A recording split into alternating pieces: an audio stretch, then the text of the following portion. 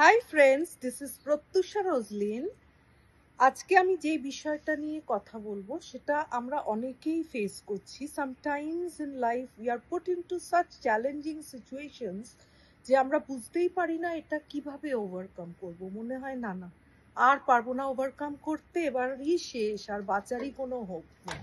আমার রিসেন্টলি এরকম হয়েছিল, যখন আমার একটা সার্জারি হয়েছে, তারপর কমপ্লিকেশনস হয়েছে, তো এরকম মনে হচ্ছিল যে না, আর বাঁচার কোনো রাস্তাই নেই, এবার আমার জীবন শেষ, এত সুন্দর জীবন থেকে আমাকে এবার আলবিদা বলতে হবে। তো তখন আমি কি করি, কমপ্লিটলি মহাদেবের কাছে নিজেকে সারেন্ডার করি আর সারাক্ষণ মহাদেবকেই ডাকতে থাকি। তখন থেকে এক্স্যাক্টলি শুরু হয় আমার স্পিরিচুয়াল জার্নি। আমি মেডিটেট করা আরম্ভ করি। অনেক আমি একটা কথা বলছি, অনেক সময় এরকম আমরা হয় না যে আমরা কোয়েশ্চেন করি যে ঈশ্বর কি সত্যি আছেন যখন, তাহলে আমাদের প্রেয়ার্স আনসার করছেন না কেন? কেন করছেন না জানেন?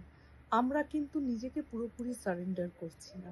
যতক্ষণ আমরা না নিজেকে ওনার মধ্যে বিলীন করে দিচ্ছি, ওনার হাতে নিজেকে উৎসর্গ করে দিচ্ছি, ততক্ষণ কিন্তু উনিও আমাদেরকে আঁকড়ে ধরবেন না। আর যেই মুহূর্তে উনি আঁকড়ে ধরবেন, দেখবেন যেগুলো কিন্তু সব টেম্পোরারি ফেজ। যেমন আনন্দটা টেম্পোরারি ফেজ, তেমন কিন্তু দুঃখও টেম্পোরারি ফেজ। এগুলোও কিন্তু খুব ইজিলি পার করে দেয়া যাবে।